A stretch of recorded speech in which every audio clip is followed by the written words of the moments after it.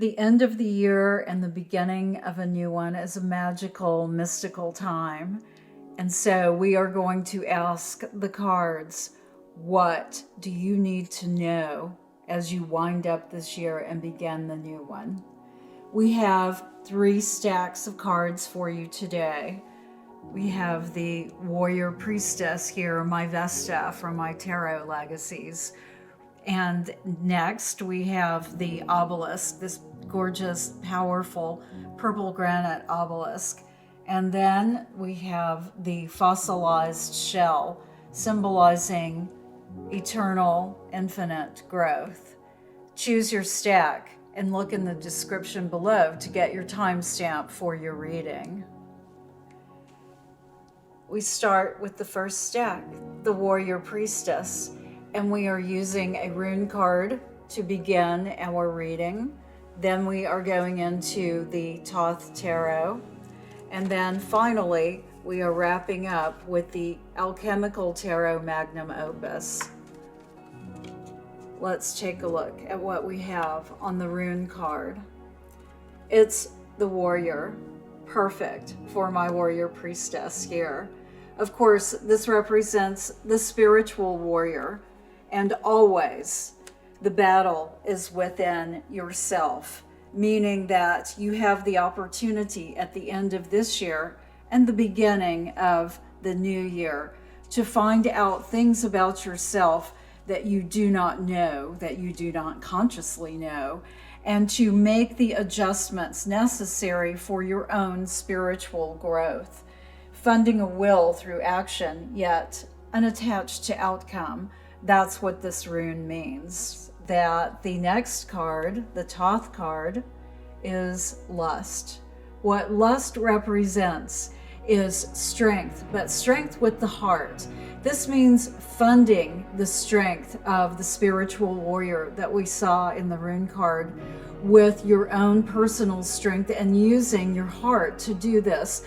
This means that it's not just an intellectual approach, but it's one that comes from your heart as well. And of course, that's always the best combination to represent how you grow and how you go through this life.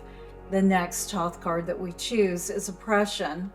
This 10 of Wands card says that it's time for you to turn loose of any sort of thoughts, energies, feelings of oppressions that will no longer serve you as you go into the new year. Think about what it is that you're feeling stressed by, that you're feeling pushed into a place that you don't need to be, that you don't recognize as your true energy. And recognize that it's time to move through that. That is what this 10 of Wands is saying. Oppression means it's time to turn loose of that. Now for the third Thoth card, we have the beautiful 4 of Cups, luxury. This says it's time for you to embrace physical pleasure as well as emotional pleasure as you wind up this year and embrace the new one. This can represent a new relationship that brings excitement into your life physically and emotionally. This is a time for you to enjoy. And it works so well with this beautiful lust card because, again, lust speaks of physical pleasure as well as pleasure from the heart. So what a wonderful combination. Look for the potential for either a new relationship beginning for you or the deepening of the one that you're in. These cards very much speak to that potential. And of course, with this beautiful warrior rune, this tells us that you will be in a place where you're willing to accept that. And with the 10 of Wands, turning loose of any sort of oppressive feelings that could have been holding you back in an existing relationship or from beginning a new one. Now we look at our final card to give us a rounded look at where you will be and what you need to know as we wrap up the year and begin the new one. And it's the Queen of Swords. This is perfect. One sword points above and one sword points below. And it speaks of her understanding things above and below. Speaks of making an informed decision.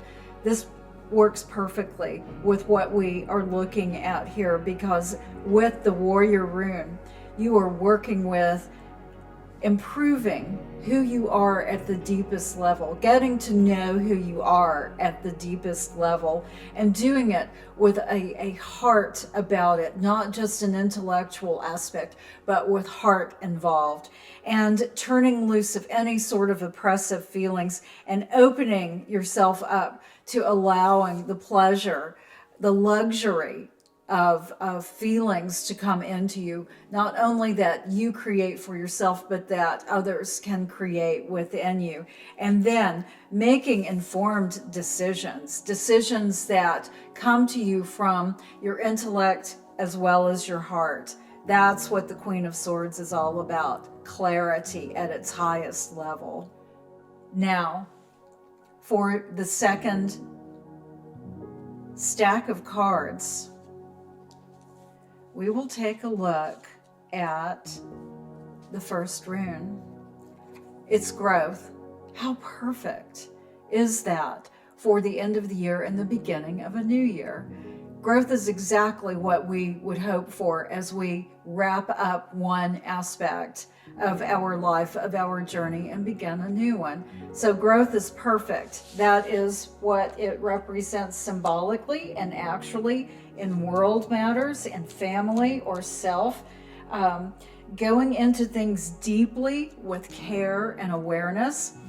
If you or your partner were thinking about getting pregnant at the end of this year, the beginning of the next year, this is very much a good sign for that. This can absolutely represent that. This is a very positive sign.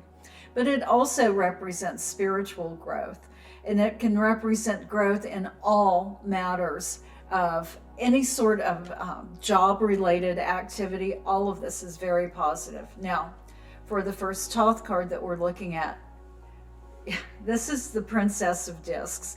This actually is another validation of the potential of pregnancy, because the Princess of Disc represents new ideas and giving birth, both literally and figuratively. This woman is pregnant in this card. And if you are thinking of being pregnant or hoping to have a pregnancy coming in your life, then this again is very much a validation of that. This speaks to this in really strong terms. So the Princess of Discs can also represent new ideas coming to you. This is absolutely the territory where new ideas are coming and you're able to actually manifest them. This is energy that says you are going to be able to embrace the new year with a fresh start. This is turning the page into a new chapter where you can write whatever you want, because the Princess of Discs energy is all about creating something new or allowing what has been generating as an idea within you to actually be born this year. How exciting. The next card is the Nine of Swords, and in the Thoth deck it's called Cruelty. What this is saying is turn loose of any sort of ugly self-talk you may have, any sort of criticism that you give yourself of perhaps, oh, why would I think of creating something new, or leaving my job to go into something new. This is all negative self-talk, and this Nine of Swords is saying, stop it. Just stop it.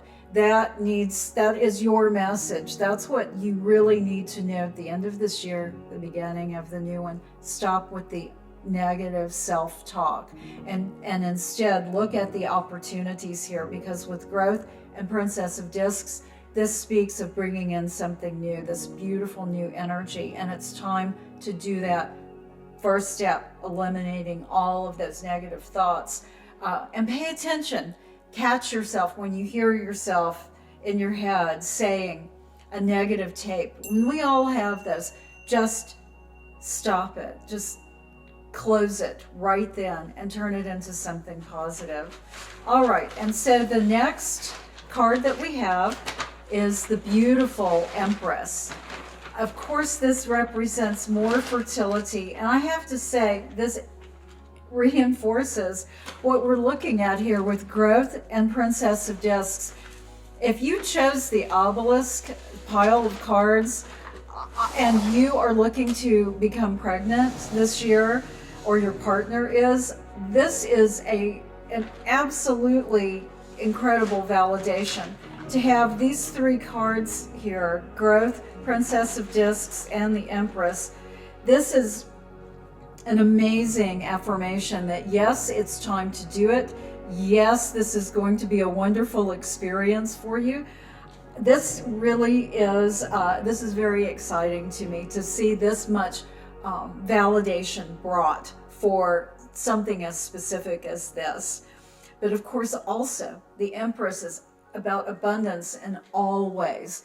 She's nurturing, so this could speak of nurturing this new idea that the Princess of Discs could be generating inside of you, of bringing this new idea to fruition and allowing it to grow and allowing it to mature. And finally, we have the Alchemical Magnum Opus card to look at here. Well, it's the Three of Coins, and this represents creativity. This represents making money with a creative endeavor. It also represents observation, being very observant. And so what I want you to understand from this is that the growth that is coming this year, that is the message that you need to take with you. This is energy that says, yes, it is going, you are in a growth phase this year, and you will be generating new ideas, creative ideas that make money. This is an absolutely fabulous card. That's what both the two big messages through the second stack of cards is, that growth, whether in starting a family, growth, whether it means starting a new business that is very creative. This is major validation for you, saying, yes, this is the time to do that. And absolutely stop any sort of thoughts speaking of yourself in a cruel way. It must just be eliminated at this point. Now, for the third pile of cards, we're going to begin with our beautiful rune and its separation. This is perfect for the end of a year as we close a chapter and get ready to open a new one, because what separation means is it's time to separate paths. It means the shedding of old skin. It also can represent submission and possibly retreat. What this rune is saying is that it's time to move into a new phase. And before you move into that phase, sometimes it's necessary to take a step back.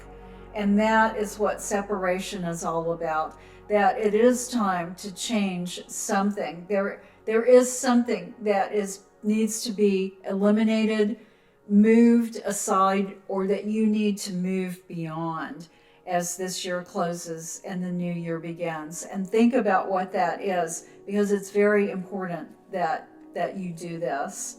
The first rune card we have, of course, is the Hanged Man, which just resonates with the separation aspect, because separation always speaks to the difficulty sometimes of leaving something that we're familiar with, and that's exactly what the Hanged Man is speaking to here. The Hanged Man represents suffering that we create for ourselves from a situation, and it's sometimes we allow ourselves to remain in these situations because they're familiar to us. And even though we know that this energy is not right for us, that this path is not right for us, it's something that we understand. It's something that we understand the trajectory of because we have been through it before. And even though it's painful, even though it's unsatisfying, or any other less than positive way you want to describe it, even though it displeases us, we stick with it sometimes because we're familiar with it, and the unknown can be more scary. And so this card is saying, it absolutely resonates with the rune card. It's saying with this separation, which is necessary as the year closes and the new one begins, that separation of some old path that you're on, that the energy, the cards recognize it's not easy for you to do that, and it's saying you must consider the suffering that you're creating for yourself and the new life that lies beyond. Moving out of this old pattern that no longer serves you. So this absolutely resonates with us. And we have the Six of Swords. We have the Science card. This is a wonderful card. You can see it. It has the cross and we have the swords going through it. This speaks of being incredibly analytical and objective. This card resonates with taking the time to look at what is being presented and understanding from a very critical, analytical point of view what is happening. And I think this again resonates with this separation and with this Hanged Man. It's saying it's time to look at where you are. Perfect wrap up for the end of the year and the beginning of a new year. Time to analyze where you are because something needs to change, right? And here's the third card. Well, and this explains a lot. This is the Seven of Discs. It's called Failure in the Thoth deck. And this is saying, don't be afraid of failing. And this could actually be the reason why you are hesitating, why the shedding, the separation rune is here, why the Hanged Man is here. This speaks of energy that you're stuck in. And the reason, well, it's failure. You're afraid that you're going to fail at it. And this card is saying, be strong, be bold, be willing to take the step to move from that familiar Hanged Man energy that you know no longer serves you. You know that has created situations for you that are not right for you, that do not allow you to go forward. It's time to analyze the situation clearly and objectively and take positive steps to move from that negative energy, that sticky energy that's holding you back, and not be afraid of failure. This is saying, do not allow yourself to be afraid of failure. Now, for our alchemical magnum opus, to wrap up, we have the Knight of Batons. This speaks of movement. This is a very positive card for you. This says, yes, you can move forward. You will move forward as you move into the new year. The Knight of Batons can actually mean a physical movement as far as changing where you live, changing where you work. Certainly this dynamic energy says that something will be moving for you. At the very least, emotionally, you're going to be moving into something new, if not physically. But this card, whenever this appears, I know that this probably means someone is going to change residences, change jobs. There's something dynamic happening here, and certainly it needs to. When you look at this whole spread, it's time for you to shed some old skin as you wrap up this year. It's time for you to come out of that rut that you are stuck in, repeating that pattern or patterns that have held you back for so long. It's time for you to analyze where you are and be very objective about it. and to turn loose of any fear of failure and instead step forward with the Knight of Batons and let that movement, that very dynamic movement forward happen. Thank you so much for joining me for this reading. If you are interested in a private reading with me, you can look in the description below to click a link to book a reading with me. And join me, follow me on this YouTube channel, because we will continue our exploration into your subconscious energy, because it's the subconscious that drives us. Even though we may think it's our conscious mind, it's our subconscious. And the cards allow our subconscious energy to come through. And I interpret this energy for you to allow you to understand consciously where you are and make those choices about how you want to move forward so that you can live at your highest potential.